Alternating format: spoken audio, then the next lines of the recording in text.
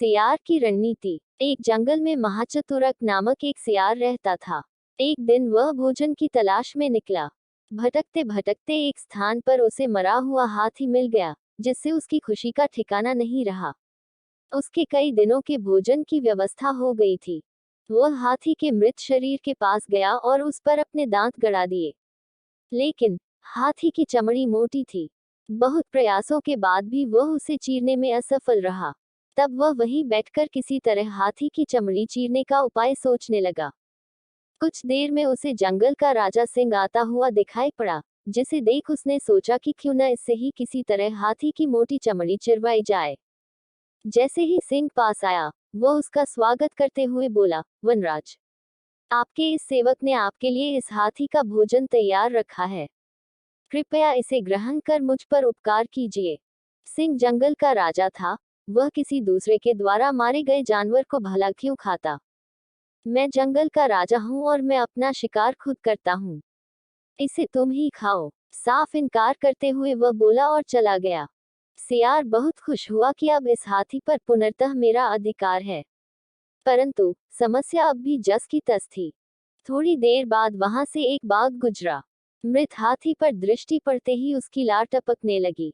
जीभ लपलपाते हुए वह मृत हाथी की ओर बढ़ा, तो सियार ने उसकी मंशा भांप ली। वह बोला, अरे बाघ भाई, बड़े दिनों बाद आपके दर्शन हुए। सब कुशल मंगल तो है। मैं ठीक हूँ। तुम कैसे हो और इस मृत हाथी के पास क्या कर रहे हो? बाघ ने पूछा। सियार बोला, मैं यहाँ इस मृत हाथी की रखवाली कर रहा हूँ। सिंह ने इसका शिकार किया है और मुझे इसकी रखवाली की जिम्मेदारी देकर नदी में स्नान करने गया है। वैसे आप भी इस हाथी का मांस चख सकते थे, लेकिन सिंह तो आपका बैरी ठहरा। उसे पता चल गया कि आपने उसका भोजन जूठा कर दिया है, तो फिर न वो आपको छोड़ेगा ना ही मुझे। खैर इसी में है कि आप उसके आने के पहले ही यहाँ से चले जाओ। सियार की बात सुनकर बाघ वहां से भाग गया। कुछ देर बाद वहां से एक चीता गुजरा। चीते के दांत तेज होते हैं। सियार ने सोचा कि कोई ऐसी जुगत लगानी होगी कि ये चीता हाथी की चमड़ी भी फाड़ दे और बिना मांस खाए ही यहाँ से चलता बने। उसने चीते से कहा, मित्र आओ आओ, देखो ये मृत हाथी, ये सिंह का शिकार है। मैं इसकी निगरानी कर रहा हूँ। तुम भूखे जान पड़ते हो, चाहो तो तुम इसका कुछ मांस खा सकते हो। जैसे ही मैं सिंह को आता हुआ देखूंगा, तुम्हें बता दूंगा। तुम तत्काल भाग जाना।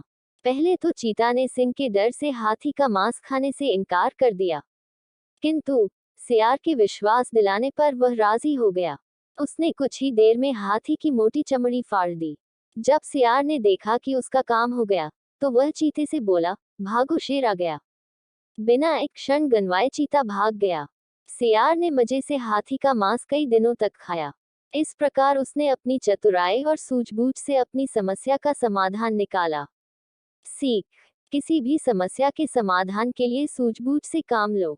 अगर यह कहानी आपको पसंद आई हो तो प्लीज़ मेरे चैनल को लाइक, सब्सक्राइब और शेयर करें। धन्यवाद।